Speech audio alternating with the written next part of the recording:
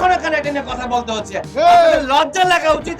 আপনারা আরেকটা ফ্যাসিবাদ গভর্নমেন্টের রূপ ধারণ করেছেন। দুঃখজনক, আজকে 1 জুলাই 1 বছর হয়েছে, কিন্তু এখনো আমরা জুলাই সনদ আদায় করতে পারিনি। কেন পারিনি? জুলাইটা কারো বাপের না, জুলাইটা এনসিপির না, জুলাইটা ডক্টর ইউনূসের না, জুলাইটা শুধু জুলাই যোদ্ধাদের।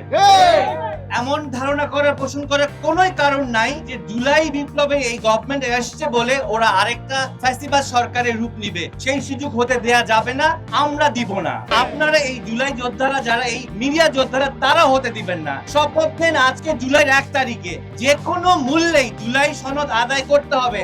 এনসিপি আপনারা বসে বসে এখন লোগো কখন প্ল্যান করবেন সেটা নিয়ে আয়োজন করছেন। এটা আপনাদের উদ্দেশ্য ছিল?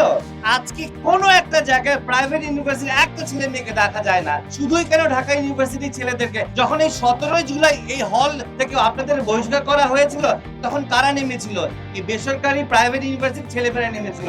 এবং এই আপনারা সবাই ভুলে গেছেন, আমরা ভুলি নাই। আপনারা এখন নির্বাচনে যাবেন, আপনারা এখন এক একজন বলেন যে আমরা 300 আসনে এনসিপি জয়লাভ করবেন। কিভাবে করবেন? আমাদের ছাড়া করবেন? প্রাইভেট ইউনিভার্সিটি ছেলেমেয়েদেরকে ছাড়া করবেন? এই জনগণকে ছাড়া করবেন? এখনো এই পিজি হসপিটালে অনেক যোদ্ধা আহত নিহত, তারা এখনো সার্ভাইভ করছে। তাদেরকে নিয়ে আপনাদের কোনো প্ল্যান নাই।